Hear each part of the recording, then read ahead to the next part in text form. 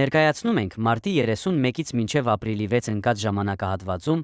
ֆիզիկայի աշխարհ կրթահամալիրի գործունեության ընթացքը 3103 երկուշաբթի թիմային քննարկման ընդունելության օր 0104 երեքշաբթի ինտելեկտուալ խաղերի օր 0204 չորեքշաբթի ցանցի անդամների հետ հանդիպման օր 0304 հինգշաբթի ընդունելության եւ ինտելեկտուալ խաղերի օր 0404 ուրբաթ այցապարան քաղաքի ֆիզիկա-մաթեմատիկական ավագ դպրոց 0506 շաբաթ ընդունելության օր 0606 կիրակի ընդունելության եւ թիմային քննարկման օր